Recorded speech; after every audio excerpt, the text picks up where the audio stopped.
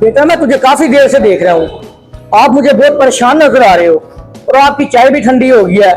अगर आप मुनासिब समझो तो आप अपनी परेशानी मुझसे शेयर कर सकते हो। बस चाचा क्या बताऊं, कुछ दिन पहले मेरा एक रिश्ता हुआ था और उस रिश्ते से मैं बहुत खुश भी था, लेकिन अफसोस की बात आज सुबह ही वो रिश्ता मेरा टूट गया। ओहो हो, यह तो वाकई बड़े अफसोस की बात है। लेकिन बेटे ऐसी भी क्या मजबूरी बनी जिसकी वजह से तुम्हें रिश्ता ही तोड़ना पड़ा? बस चाचा क्या बताऊं, जिस जगह मेरा रिश्ता हुआ था ना, उस जगह के लोगों ने मुझे कहा कि ये बंदे नहीं ठीक। उस लड़की का जो बड़ा भाई था वो चर्च पीता था और वालिद उसका बीमार था, तो ये बात मेरे वालिद को पसंद ना आई। बेटा जी बहुत अफसोस हुआ तुम्हारी ये दास्तान सुनकर, लेकिन अगर तुम चाहो तो मैं तुम्हारा रिश्ता दोबारा भी करवा सकता हूँ। क्या मतलब चाचा जी, मैं समझा नहीं आपकी बात। आप कैसे मेरा रिश्ता करवाएंगे? असल में मैं ना ये साथ वाले गांव में रहता हूँ। बेटा जी आपको तो पता ही है आजकल के दौर में ये रिश्ते जोड़ना कितना मुश्किल काम है।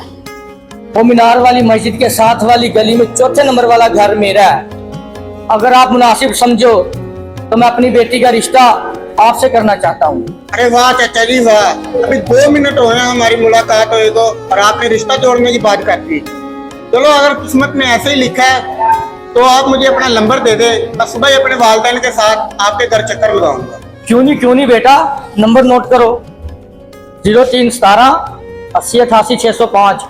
तुम्हारी नौकरी की और तुम्हारे कारोबार की बात सुबह करेंगे। ठहरो, आज की चाय मेरी तरफ से।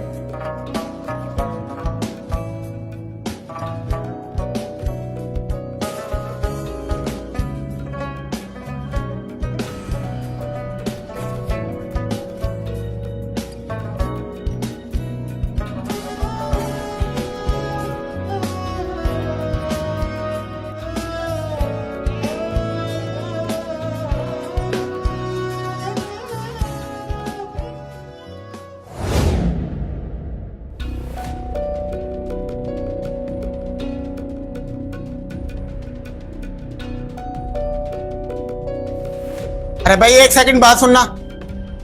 जी भाईजान बताएं क्या बात है, खैरियत है? यार भाईजान असल में बात ये है, ये जो आपका मोहल्लेदार अरशद साहब है ये कैसा बंदा है? ये जिसका मस्जिद के साथ वाली गली में घर है। अरे भाईजान क्या बताऊं, आप ये बात बताइएगा नहीं किसी को। मेरा तो वो रिश्तेदार है, बड़ा ही कोई खराब इंसान है। मैं एक बात आपको बताऊं, बतानी तो नहीं चाहिए, चर्च पीता है वो चर्च। वैसे आप ये बताएं आपको क्या काम था? अगर कोई काम भी है तो ना करिएगा, बड़ा फ्रॉडिया बंदा है। तो पैसे पूसों का चक्कर है तो हर किसी ना फंसना, पैसे लेके भाग जाएगा आपके। नहीं भाई ऐसी कोई बात नहीं है, बाकी बहुत शुक्रिया आपने मुझे मालूमात दी।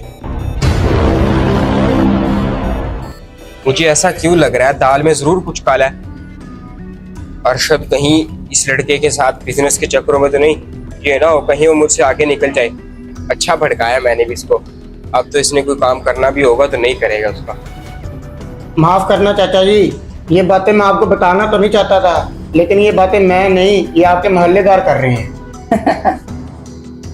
कोई बात नहीं बेटा जी, और वैसे मैं तुम्हें एक बात बता दूं, मेरी तकरीबन 45 साल उम्र हो चुकी है और ना ही मेरी कोई शादी हुई और ना ही मेरे पास कोई बेटी है। और ये जितने भी लोग तुम्हें इंफॉर्मेशन दे रहे हैं ना, ये सब की सब गलत है। हमारे मुआशरे का सबसे बड़ा नुकसान ये है कि हम लोग बिना कुछ सोचे समझे लोगों की बातों पे एतबार कर लेते हैं और खुद अपना ही नुकसान कर बैठते हैं। जैसे कि तुम लोगों की बातों में आके अपना ही रिश्ता खराब कर लिया तुमने।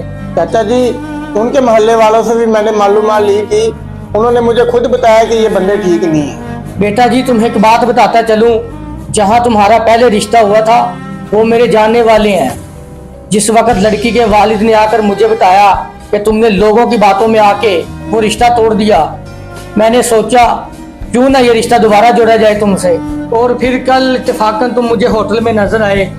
मैंने सोचा कि लोगों की बातों का तुम पे असर है, बातों से समझाऊंगा तो शायद तुम ना समझो। और मैंने ये सब कुछ इसीलिए किया, 90% लोग नहीं चाहते कि किसी का भला हो, अब तू ही बता, भला मैं तुझे चस्पीने वाला लगता हूँ? लोगों की बातों को छोड़ो, मैं तुम्हें यकीन दिलाता हूँ कि वो लोग बहुत अच्छे हैं। जाके उनसे दोबारा बात करो और अपना रिश्ता कायम रखो। बहुत शुक्रिया चाचा जी, आपने तो मेरी आंखें खोल दी। मैं आपकी सारी बात समझ गया। शाबाश बेटा, आप इधर बैठो, मैं आपके लिए चाय पानी का इंतजाम करता हूँ।